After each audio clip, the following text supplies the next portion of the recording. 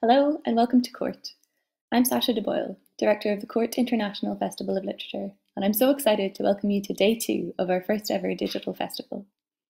I hope you very much enjoy this event, and if you do, please consider checking out our other events online at court.ie. They'll all be broadcast live until the 25th of April, but if you'd like to watch or listen again, you can do so on our website, SoundCloud, or YouTube channels. This event is free, but we welcome any donations you may want to give, and you can do so at court.ie/support us. After the event, we'll be sending out a short survey, and if you were able to fill this in, we'd be very grateful. We can't be there with you, but we very much hope that you enjoy this event. Welcome to Court. Hi guys, welcome. Hi. So we're here with Sara Baume and Sinead Gleason, which I'm super excited about. I'm just going to do a short introduction to both of them, and then we'll kick off with a reading. So, on my left, right, I have no sense of orientation on this feed. Sara Baume is sitting, and Sara Baume is a writer and visual artist based in West Cork. Her work has been published in Granta, The Stinging Fly, The Irish Times, and The Guardian. The winner of the Davy Byrne Short Story Award, the Hennessy New Irish Writing Award, the Rooney Prize for Literature, and an Irish Book Award for Best Newcomer, Sara is the author of 3 books. Her first, Spill, Simmer, Falter, Wither, was published in 2015 by Tramp Press, and her follow-up, A Line Made by Walking, came out in 2017. What we'll be discussing with her today is her work as an artist and her most recent book, Handiwork, that has just come out. So welcome, Sara, and congratulations on the book. Thank you, Sasha. Next up, we have Sinead Gleason. Sinead is an award-winning writer and editor of essays, criticism, and fiction. Her writing has appeared in Granta, The Winter Papers, and Gorse, as well as a recent anthology of Irish writing, Being Various, New Irish Short Stories, published by Faber. She's the editor of 3 anthologies, including The Long Gaze Back, an anthology of Irish women writers, and The Glass Shore, short stories by women writers from Northern Ireland, which both won Best Irish Published Book at the Irish Book Awards. Sinead works as an arts critic and broadcaster and presented the book show on RTE for many years. Constellations is her first collection of essays and is out in paperback now. Welcome to Sinead. Thanks, Sasha. It's great to be here. Cheers. So we're going to kick off with some readings, if that's okay. Sara, I would love if you would start, and if you would be able to tell us a little bit about the book, just to kick us off as well, that would be brilliant. Okay, well, I must remember to lean in and not touch my table. I notice I'm less distinct than the others because the laptop is on a wobbly box, on a wobbly table, on a wobbly floor in a wobbly house.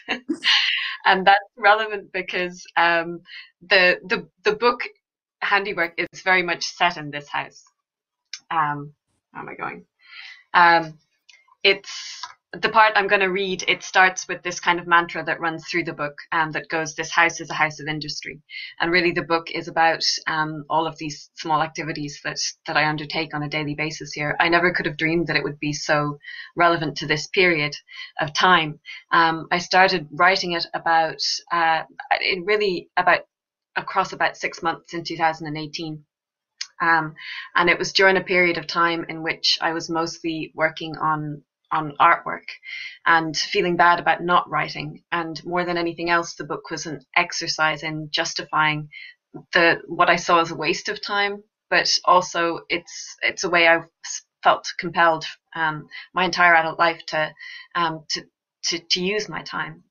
So the book's an interrogation of that, and it so happened that during the same period I became very interested in birds. I've always been interested in nature and I've always written about nature, but the birds were kind of new, or the particular bird obsession was new. And it's funny how when you're not really trying to write a book, but you're sort of taking notes on a daily basis, these things come to seem to be connected, whether they are or not. And I fully believe that anything can seem connected if you look for it and if you write about it well enough. So the bit that I'm going to read has this house in it, and in fact this desk in it, and also the birds, the Willow Warbler in particular, which is a migrants that should be flooding the country at the moment. So I just thought it was apt. This house of industry has, conversely, the potential to be magnificently silent. When the radio isn't playing, or a podcast, when there aren't any cows in the facing field, when the wind drops and the rain stops. People are usually surprised when I tell them that I listen to talk radio as I write. I must then try to explain how I find magnificent silence to be almost aggressive, how the near noiselessness of writing is, for me, intimidating enough in itself. The cursor makes no sound as it weaves across the screen of the laptop. The tip of my index finger circling the touchpad is a whisper, the tap of a struck key scarcely louder. And then there are the hesitations. Most of the time, I play the radio so quietly that I can't decipher what the topic is anyway. I play it solely for the comradeship of a soft, sputtering stream of voice. At more onerous times, I allow myself a little extra volume. A topic of interest is an indulgence, a moment of release from the suspense of thinking. I hover over my inbox with the same intention. An indulgence makes it easier to continue, momentarily dispelling the preciousness of the thing I'm doing and the duress to do it with exactitude. There are no songbirds here, in the hinterland of this house of industry, or at least none that linger. When we first arrived, there was a busted feeder beside the concrete garden wall beneath the sycamore, and Mark, who was taller, hung up an identical but intact one on the lowest, thickest branch, and it lasted only a day or two before a southwesterly blew it down. For the first couple of weeks, we shifted the feeder about between different points of the washing line and the tree, until the wind dislodged it for a final time, and it cracked like its predecessor against the wall. The feeder had travelled with us from our former garden, where it had dangled from a nail in the cement of the back of the house for 5 years, attracting no attention from other than a passing chaffinch. And since then I have convinced myself that songbirds will only successfully establish in gardens they recognise from collective memory, gardens their ancestors frequented in generations past. Instead of the chirp of feeding songbirds, ours is the cackle of far-off gulls. After noon, I am less in need of the comradeship of strangers' voices. In contrast to the near silence of the practice of writing, handiwork requires constant movement and generates its own soft, sputtering racket, like a summons, I sometimes think, like incantations of the meeting of material and tool. It is important to listen, so the birders say. As important as it is to watch, or even more, because often you will only know which direction to turn your head from the sound of the song. The sound of the mixing station is the muffled tinkling of a teaspoon, and then the soft bump, bump, bump of plastic packaging against laminated countertop. The sound of the carving station is the stabbing and scraping of sharp steel against moist plaster. The sound of the painting station is the dabbing of a blunted brush against thrice-primed china. The sound of the sawing station is the puttering of a diminutive motor, then the rasping of light wood against the teeth of a slender blade. Often I sit outside on the garden bench in order to sand, and this sound, in summer inescapably accompanied by gull cackle and insect hum, is the shush-shush-shushing obliteration of the finest splinters and final anomalies. The sound Mark makes is a thump or rattle or scuff or step, the tap as it runs, the kettle as it boils, the mew and click of a door. At intervals, as we drift between stations, we pause to speak one another, not really saying anything of consequence, but making simple flight calls, like geese gently honking to the fellow members of their formation as they flap, reassuring the other that they are still nearby and still, to some extent, on course. Every goose I have seen in my life has been in a city, on the banks of squalid ponds, jabbing at the surface of soggy football pitches. They tend to travel in family flocks, but many other birds forge groups along less exclusive lines in preparation for migration, fashioning new families in accordance with their changing circumstances, their changing selves. Sometimes several different species will come together, providing they occupy the same position on the food chain and share a general destination, but there are also birds who migrate alone, such as the tiny Willow Warbler. At 10 grams and 12 centimeters, her inaugural year of life, she departs all by herself and in the dark. In summer, in excess of 2 million willow warblers from Central and Southern Africa flock into our treetops and meet again, singling one another out between the twitching leaves. She has a yellowish supercilium, but is otherwise pale brownish green.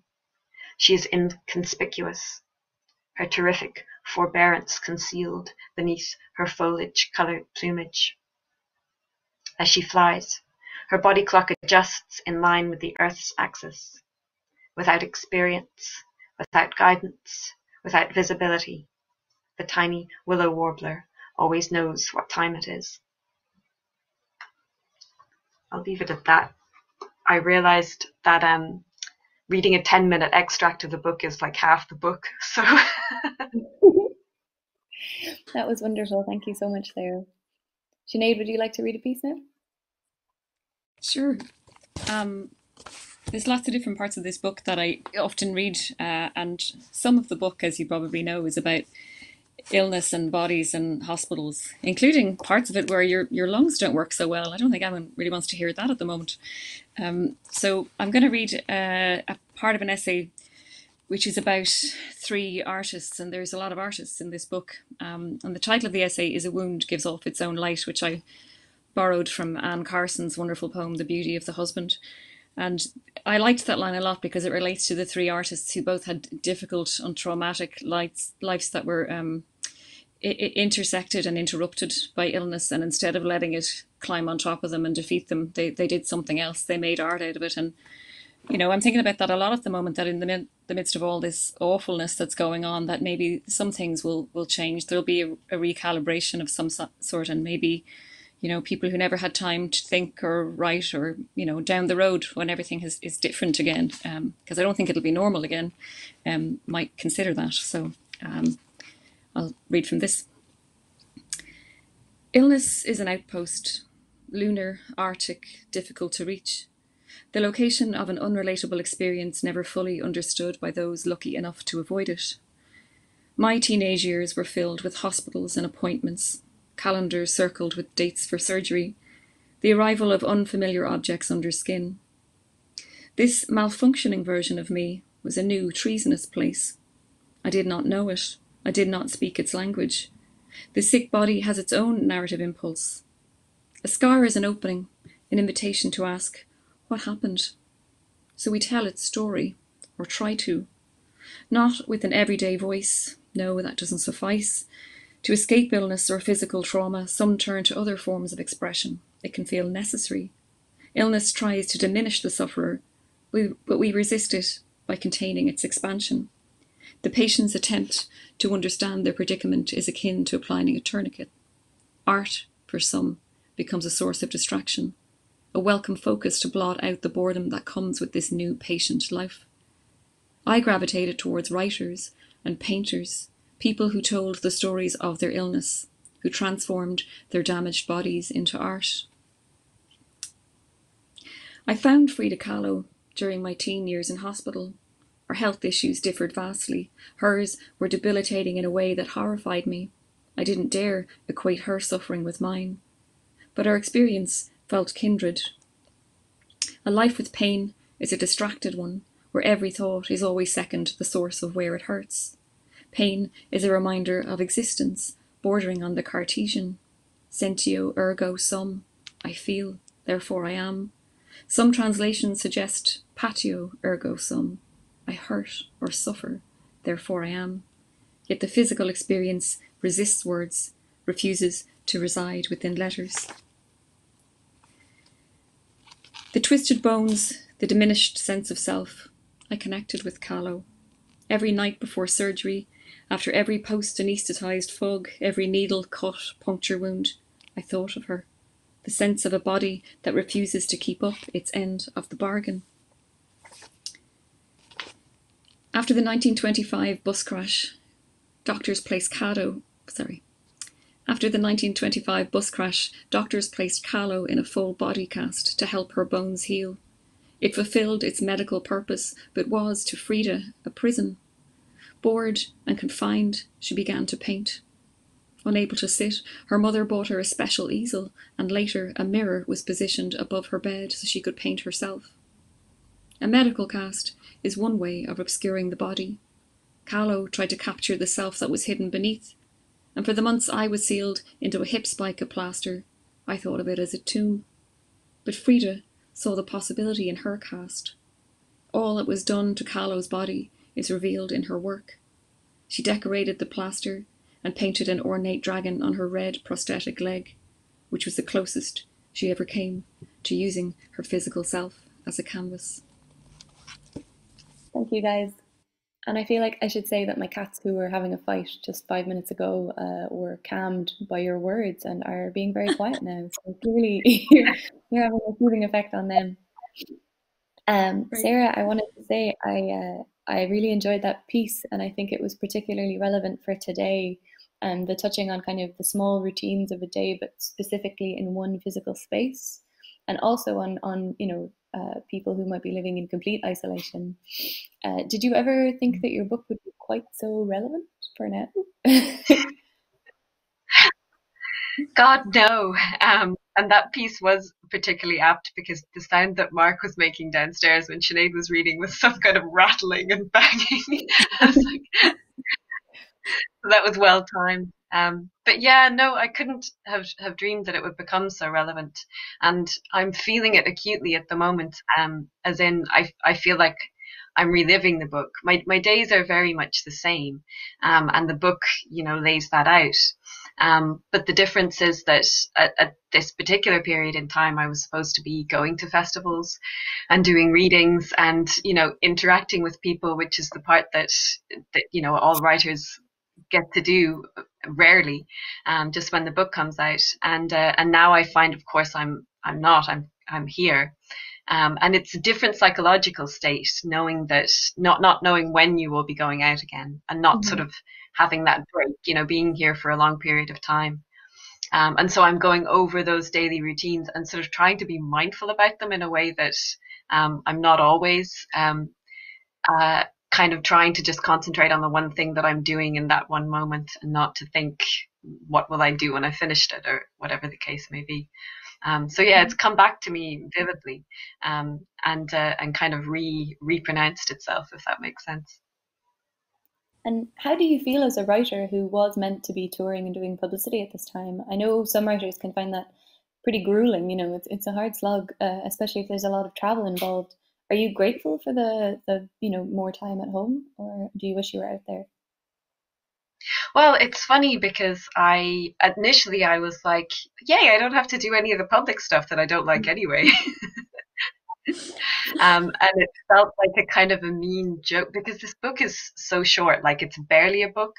And I feel like I kind of got away with it being sort of packaged and published, just because Sarah and Lisa at Tramp Press are so encouraging. And I was like, oh, I think maybe this is long enough to be a book. I'm going slightly off topic, but I'd read a number of much shorter sort of essay style books, probably many of them recommended by Sinead Gleason, and that had sort of made me think I could get away with this, that you can publish something as a book that's more perhaps in the spirit of a poetry pamphlet. It's a prelude to something longer. So the books, Han Kang's The White Book would have been a big influence on this. A book called, that actually was recommended by Dirnie Grifa, a book called Book of Mutter, by Kate Zambrano. The Olivia Sudek, Sinead, that you reviewed at some point, Exposure. Yeah. All very short books that sort of almost take the experience of being a writer and contain it, and publish it. That's brilliant. I think that there is this assumption within the traditional publishing machine that a book should have a certain form or take a certain shape. But you, as a visual artist, of course, would be able to play with that, given that you play with form all the time. And I think we're seeing a lot more books that don't look like, say, a 90,000 word novel going out and making a success of themselves. So I would not say that you've gotten away with it. Well, another influence. I worked for years in the Douglas Hyde Gallery well, not for years, but a short number of significant years. And the Douglas Hyde, I have a number of their books here. They were always publishing these little, just exhibition catalogs, essentially, but very short, sort of thoughtful books that have images, important images in, and then reflect on the art in some way. So definitely the kind of experimental art catalogue has been an influence on me as well. Every year in Temple Bar Gallery and Studios, they have a wonderful art book fair. And when you go and see the range of printed matter that can be excused as books, then that's hugely encouraging. I think that's positive for consumers, and I think readers at the moment as well will be looking for books that take different shapes, that are different. They've got more time to experience something a bit different. Sinead, I wanted to turn to you. So Sarah's book is really about a world made small within one household, but your book is very much about the world made small through the experience of illness, which is, of course, particularly relevant today. I wondered if you could speak a bit about that.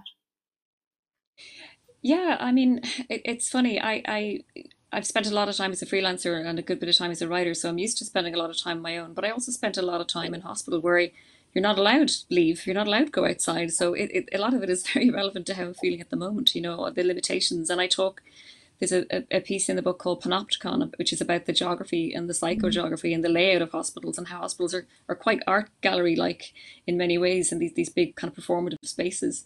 But they're also incredibly lonely places. They're not the best places to get better sometimes in terms of the noise and chaos and interruption of them. So yeah, my book was meant to be out in the US at the end of March, and I've done some interviews, even though I haven't been able to go over. And a lot of the interviews have focused on the current kind of climate and how I feel about that. And I mean, the first line in Constellations is the body is an afterthought. You don't think about it until something goes wrong with it. And one of the major things that goes wrong with our bodies is illness. And I think a lot of people are unfortunately, sadly, finding that out at the moment. People who've been incredibly fit and had lives that have been completely untroubled. And I always say, if you've had a life untroubled by illness, you've the luckiest life ever.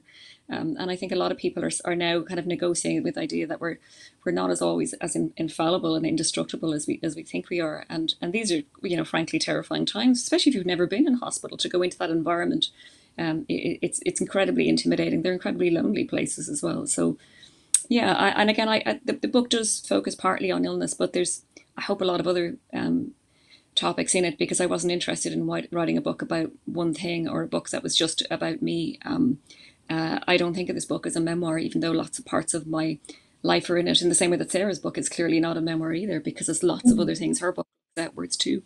And I think though they're the kind of work that I like to read. I do like to read work that's that kind of looks outwards at the world and tries to make connections, because all writing, whether it's fiction or non-fiction, is trying to make connections with readers and trying to understand the world around us. And I think a lot of, when I write essays, a lot of it is how I want to know the answer to a question. And I figured out a lot of things by writing this book, I think. And that ties... Yeah. Can I chip in on that? Because I thought it was interesting about, or just what you were saying about, I suppose, how if you're ill, if you're not well, then the body is everything in a way and dominates your thoughts constantly. If you even think of, like, if you sprain an ankle or have a cramp that sort of goes on every time, and for a few days or whatever, that will be the only thing that you think about. But in a way, I think also, like, I'm not someone who's experienced that level of illness at all, but I'm interested in the things that we do to escape our bodies in a way. And for me, the less so writing, because writing is so thought heavy. But for me, working with my hands, making something is a distraction from it. It helps me to forget that I'm alive, that I'm a body that is functioning and might malfunction at any time. It's definitely for me a form of escape, and escaping just the smallest, most mundane things, escaping time. I think that's what Kahlo was exactly doing. And the other two artists in that essay are Joe Spence, who's a photographer, and Lucy Greeley, who's a writer.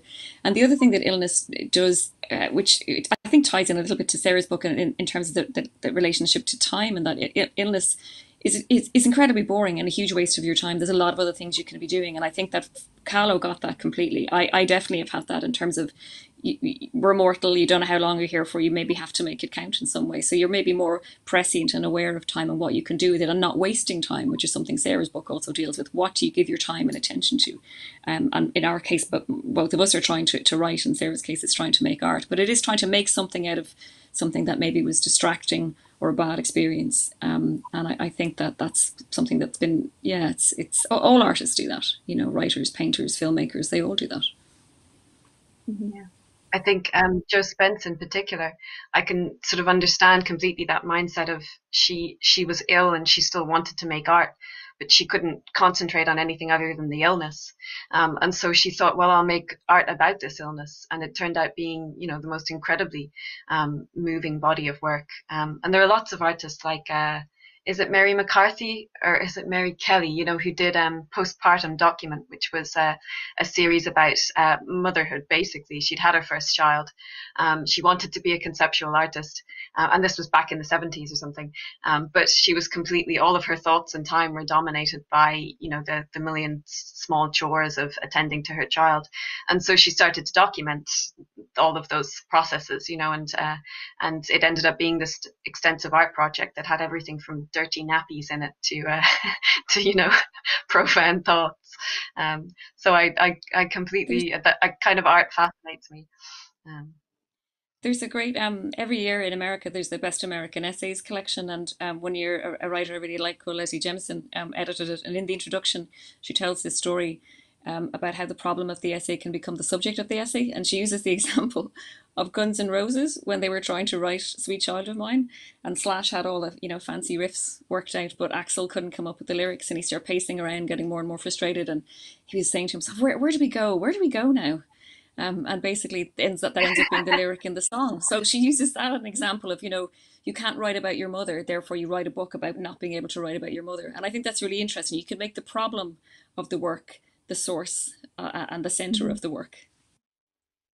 That reminds me of the movie Adaptation by Charlie Kaufman and Spike Jonze, which is adapted from a book called The Orchid Thief by Susan Orlean, and the entire book is about the process of adapting the book The Orchid Thief by Susan Orlean and how he cannot do it, and so instead he writes himself into it, trying to write the screenplay, and he gives himself a fictional twin brother, which means that you get to enjoy two Nicolas Cages, which is maybe one of my favorite things ever.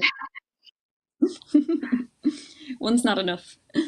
No, definitely not. Sinead, I wanted to touch on, you mentioned the passage of time and how that changes both when you make art and also when you're ill and you can't control kind of, what you spend your time doing. I think that's something that a lot of people who currently are not ill and people who are ill will be experiencing possibly for the first time, and in very strange circumstances. I wondered, as two people who are slightly more used to the play of time and how it can change for you, whether you had any thoughts on how people might be feeling or how they might be able to channel that, because it's a very strange time that we're living in.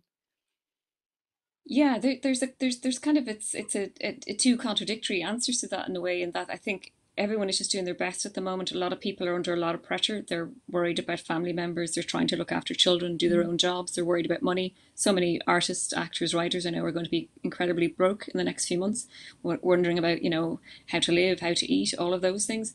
And then there's this whole kind of, we've seen this, it's been memeified, which is, I'm baking bread, I'm doing yoga all the time, all of these things, which comes from, I find, and this is a thing that I hope that will be different afterwards, that whole kind of wheel of capitalist productivity where you have to be busy all the time, you have to be answering your work emails at midnight, you have to be available and on and producing. And I think the idea of being productive in a pandemic is an oxymoron, because it's very difficult to focus and concentrate. And I think putting pressure on ourselves in a time when we're already feeling a little bit anxious and a little bit out of sorts is quite difficult.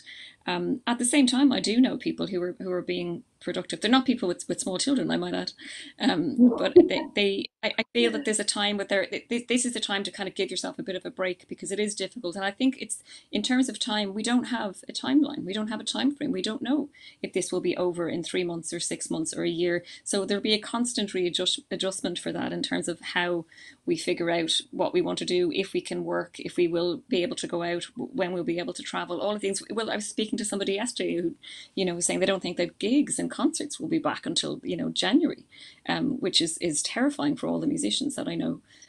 So I think this idea of time, there's also an element of embracing it. There is definitely a quiet that has happened that I'm really a fan of, and it's making us all notice more. All this stuff about something about it's tying into Sarah, who's the bird expert. I'm noticing birdsong more. I'm hearing more things. I'm just noticing more things. So if this kind of Berger-esque way of new ways of seeing or noticing is comes out of this as well, because we've all managed to stop, because we've been hamster wheeling it for too long. And I feel that will be a good thing. If there's lots of other scary things, but that idea of a new kind of attention and an ability to put the brakes on more, and to remember, who am I doing all this constant running around for? Why am I doing that? And what am I getting for it? Is it important? Does it matter? If I get to the end of my life, will I say, I'm really glad I did all that work? Probably not,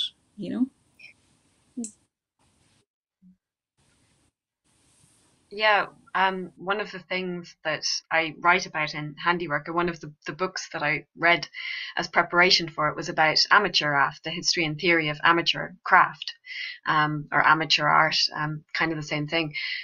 So I was reading a lot about sort of people who obsessively make chicken coops, or railway modeling, or any of these things. And the sort of history of it is these people, and not consciously, but these crafts come about because people want to escape from capitalist time, and the sort of time pressures that capitalism put on us.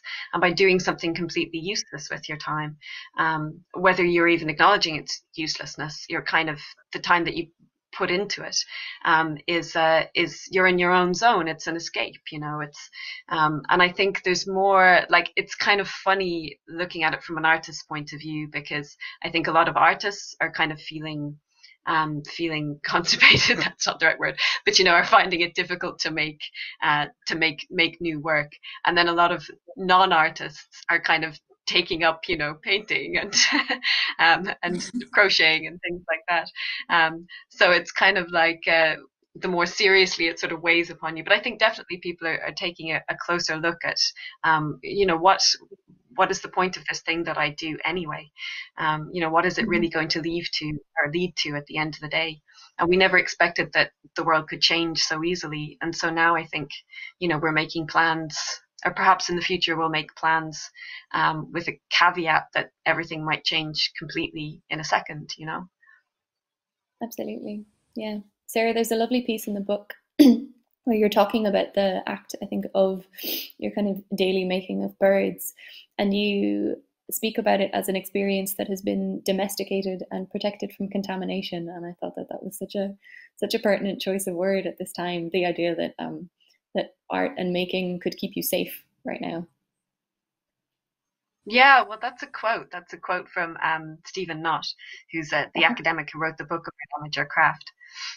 But I love this. I think everything I do is just a means of sort of making the world smaller and containing it in order to control it.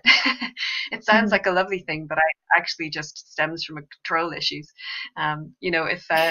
If you if you just live through your art, then you're kind of not in the real world, but that's, you're protected from the real world in another way. I wanted to ask a little bit about your approach to making art. So, you are a trained visual artist, you trained in sculpture, and you also have written 3 books. This is so close to where do your ideas come from, but effectively it's how do you know whether something's going to become a piece of art that you can hold or look at, or a piece of art that you can read? What's that process like for you?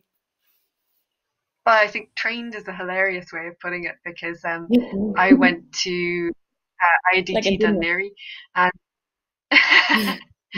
there, I went to art school in an era where the idea was everything. I mean, this is probably still the case. And I didn't go to an art school that, I mean, IADT is now like the National Film School, so they weren't sort of focusing on craft really so much as what they called 4D, which is time-based media, film and photography. And so I wouldn't say that I'm trained in anything, but in a way, and like we sort of referred to earlier, you're learning from your mistakes all the time.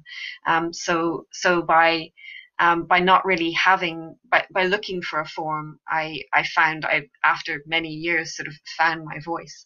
And in a way, I was always trying to compensate for my lack of skill. And so for my default mode, it's to employ the tools and materials of amateur craft, but to sort of take them to a level that no reasonable amateur would ever bother with, you know. So I do cross stitch all the time, but it's completely abstract, you know. So I'm never trying to depict anything I'm simply making sort of small marks, and employing projects that take years of just stitches. So to me, it's all about what you choose to waste your time doing, in a way. But yeah, and with everything that I both write and make, it's a project to me. Everything is an art project, and it may be a book at the end of the day, or it may be, you know, an elaborate cross stitch project. Most of what I do is carving plaster, really just because this is something that I've become quite proficient at in recent years. But I wouldn't say that I would say that I repeat myself all the time as well. Where I get my ideas from is the same well, I guess, all the time. And I'm not hard on myself for that, because the art I find most interesting, the artists I find most interesting are the ones who return to the same motifs over and over again. That's really interesting that you kind of, you know, draw the distinction between like amateur and professional, and then also that the work that you do, and you're diminishing it a little bit, I think, in the way that you talk about it, and that is a very gendered thing. I went to an exhibition last year in Scotland about the history of surrealism, and it was so interesting to see they managed to dig up work by women artists by including people who would not consider themselves traditional artists, so amateurs working in collage in the late 19th century, and suddenly you had this, you know, just profusion of work by women artists, because they had been making work this entire time. It's just that the kind of work that they were making was the kind of, you know, the domestic, the things that might be considered hobbies, and I would say that cross stitch definitely falls into that. Do you feel that that's changing?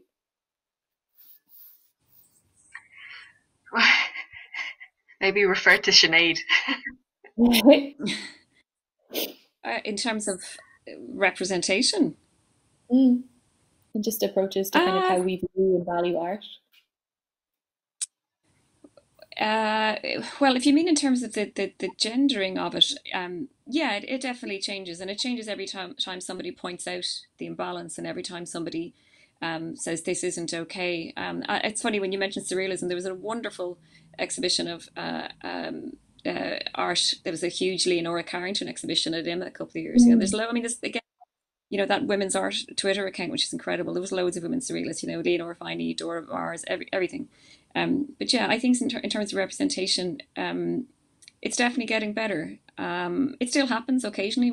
We know that still happens with festival lineups and panels, and sometimes with anthologies, and sometimes the idea that the authoritative voice is the male one still persists sometimes. But yeah, it certainly changes. And again, as long as we keep having conversations and pointing out when we see it happening, I think it will continue to get better. But also not just for women, but it should also be about, you know, people of color, trans voices, working class voices. Those kind of voices need to be amplified as well, not just those of white women. Absolutely. In Sinead's essay that she read an extract from, when she talks about Frida Kahlo, you mentioned, Sinead, the exhibition in London, I think 2018, I think it was. I didn't see it, but I read a lot about it. Yeah, and I thought that was so interesting, because it not only did it have the paintings that she'd made about her life and her experience, but they pulled out her stuff, like all of her her casts, the casts that she wore, but then I guess also probably just her personal possessions, the things she chose to hold on to. And I think that's interesting. That's a whole other level of looking at women's art in a broader context of their experience. Very much so. And I write about that exhibition because I want to see the nutriments of her life. Also because I wore a couple of awful casts and I related and I want to see them. I was a little bit more uneasy about seeing bottles of her nail varnish and her lipstick. And I went to a similar exhibition in Scotland about 3 or 4 years ago, based on Muriel Sparks' life. And it wasn't based on necessarily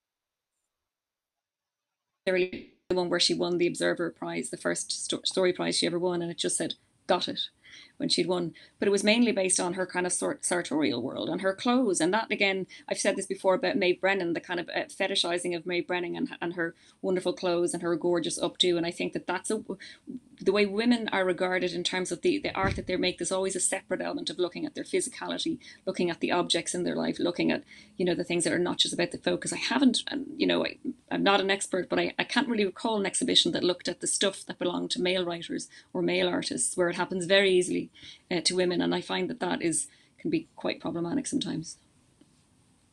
That's a really good point. I remember seeing both of those exhibitions and feeling a similar unease. Part of me was happy that kind of the wholeness of their world had been represented, especially with Frida Kahlo, who, the way that she put herself together was really, it was an armor and it was part of her art, I think, the way she presented herself, her clothes.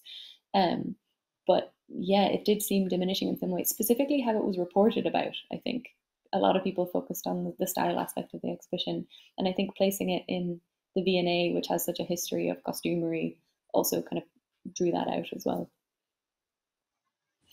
I would like to see it more relating to men, though. Like, someone who I write about in the book is William Morris, and now he has a museum in Walthamstow, which is in East London, and I haven't been to it, but I suspect there's apparatus from his life represented there as well, and he has that kind of, I suppose, because his life was he made so much stuff, and so there was never any easy box to put him in, and so we have this fascination for his life in the same way that we perhaps do for Frida Kahlo, because their lives are so colourful.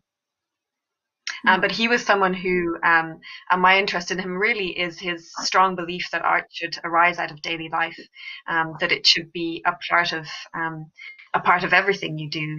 That the famous quote by Morris is, "Have nothing in your house that you do not know to be useful or believe to be beautiful." But he also, and I think this was him paraphrasing Ruskin, but he used to say, art is the expression of man's pleasure in labor. So again, it was about process. It was about being sort of a whole human being, and that the things you spend your time on, aren't just a means of making money or a means of passing time, but that you end up producing something beautiful or reassuring in some way. That's lovely, especially as I think more and more people are using this time to do quite a lot of DIY. So there's a lot of people creating and making more useful and beautiful the spaces that they live in at this moment. Sinead, I wanted to loop back and that comes down to the time thing. Sorry, you go again. No, sorry, no, go on, keep going, because it would have been just going back to time. Go on. Mm-hmm. Sinead, I wanted to loop back and talk about experimentation a little bit. So we spoke to Sarah about how experimentation in form leads to perhaps the creation of a visual art piece versus a text. And for you, there's quite a lot of formal experimentation in Constellations. I wondered, was that planned for or was it intuitive? How did you approach it? It was a bit of both. I mean, I didn't know I was writing a book when I started writing the essays. I wrote them as individual pieces and they were published individually by places that you mentioned. But one thing I was very resistant to was the idea of writing a memoir. And to me, a memoir has a very specific look and shape to it, in that, it's 300 or 400 pages. It starts at the start, it ends at the end. I'm not at the end of my life, as hopefully. I didn't want to write something that was very linear and straightforward, or that was all about me, because lots of parts of my life are not very interesting.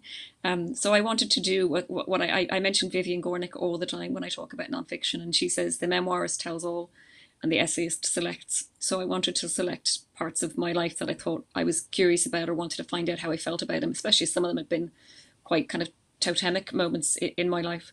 I'm also not that interested in chronology, to be honest. And writing some of the essays in the way that I have allows you to sort of jump around.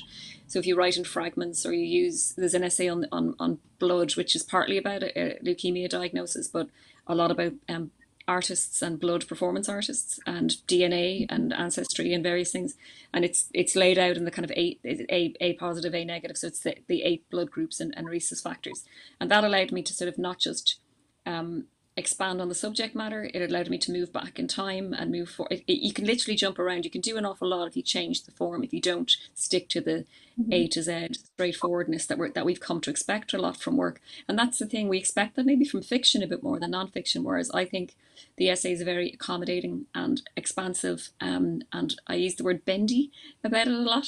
You can do an awful lot with it. You can literally mold it into whatever you want to do with it. So I deliberately wanted to take some risks. There's an essay about the McGill Pain Index, which is 20 micro essays. They're not poems. Some people talk about the poetry in the book. I don't consider myself a poet. I don't think I'm any good. And so I think of them as sort of prose pieces. But when people see small fragments that look like their first association visually is that they think it looks like a poem. So that kind of allowed me to, that was an entry for a competition that was an experimental nonfiction prize that did push me to sort of look at the shape. But I think sometimes when you take a risk with the shape, you're more inclined to take a risk with the subject matter as well.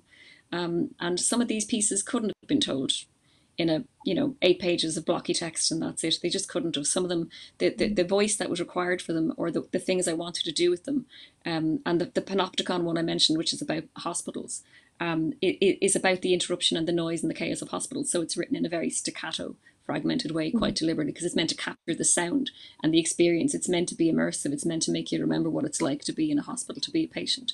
So yeah, I was, and I like that. There's a freedom in that, because if all 14 essays had looked the same to me, I don't think I would have been as interested in it. I like the idea of varying lengths and varying tone and messing around with the shape of things. And I like the work I tend to do, as Sarah was saying, like I like short kind of fragmentary work as well, and work that is the kind of the non-fiction novella, if that's even a thing, something of that kind of length, is the kind of stuff I gravitate towards a lot. I do feel like there's been a lot of innovation in the nonfiction form recently, and especially with Irish writers, actually. Do you feel like Irish nonfiction is having a moment? I suppose you'd have to say it was, and yet I'm mindful of there's always been a history of the essay going right back to Hubert Butler and Jonathan Swift. I in terms of brilliant nonfiction by women, I always talk about Nuala Whalen's Are You Somebody? Leah Mills' In Your Face, which is another incredible book about facial cancer. But yeah, at the moment you would have to say that there is, and I'm not sure what the answer to that question is, in terms of, again, I think it's a form that allows for a lot of experimentation, a lot of exploration. And we're living in strange and difficult times, not just in the current moment. And for me, they're always an act of inquiry, an act of interrogation, and maybe just because Irish society has changed so much, particularly in the last 10 years, I think that's definitely connected to it. There's a lot of reappraisal and reevaluation and digging into subjects, and that the essay again allows you to do that. Mm-hmm. Yeah, I'm casting an eye down to my heap of reading matter that related to handiwork, and I'd love to to mention Brian Dillon, because he's been a big influence on me. I think I've read everything that he's written, and even from the inclusion of pictures to the thing that Sinead was just talking about earlier. You are writing about your life, but you're all the time reaching out and touching other things. It's kind of like you're not that interested in your own life, but because you can't escape it completely, you find other things that connect to it and write about them instead. And the trick is to still tell a coherent story through that. And that very much, Sinead's been a big influence on me. So that. And there's a new Brian Dillon book this year. I'm very excited, because I'm the same. In the Dark Room is incredible, and his book Essayism about essays is just a must read, I think. I'll be leaving this event with a huge reading list. I'm very excited about it. Well, buy books. Everyone needs to be buying Yeah. books and support writing. So yeah, go off and buy loads of books. Definitely, that's a good point. And actually, a good moment to let people know that if they want to buy your books, they can do so. We still have our festival bookseller this year. So Charlie Burns are shipping. They have a website. So you can go to charlieburns.ie and they have Sarah and Sinead's books available for purchase. I wanted to finish up with one more question. Sarah, I felt like I couldn't do this event without asking you a bit more about the birds in the book, because that is a piece that I enjoyed so much. And I have also recently started to become much more aware of the birds around me. I think it's been a slow journey over the last couple of years for me, spotting kind of urban wildlife, because I was living in the city, and now that I'm living in a smaller sort of town, there are even more birds around, and I'm really enjoying it. And I wondered if you could tell us a little bit about your journey to becoming a birder and how that became the through line of the book. Oh, well, Sinead called me an expert, and I'm not at all. There are like real bird experts out there, like cringing. But I have to thank Steve Wing, the appropriately titled Steve, the bird warden in Cape Clear Bird Observatory. And I talk about this small island. I talk about going there to learn about birds.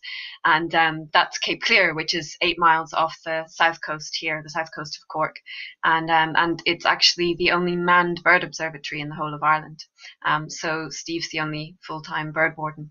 And they do a lot of courses all run through Birdwatch Ireland. So it was through doing a course there and sort of staying in touch with Steve. And I just became variously interested in migration in particular, and then sort of jumped from that. It's funny, once you get into birds, it's very hard to stop because they're everywhere all the time. So I mean, I can hear what I think is a chaffinch now just out the window, and every time you go out, you see them. And initially, I thought that there weren't a lot of birds where we're living now, because we're on the southwest coast, and there's not a lot of trees. It's more like gorse and stone walls and stuff.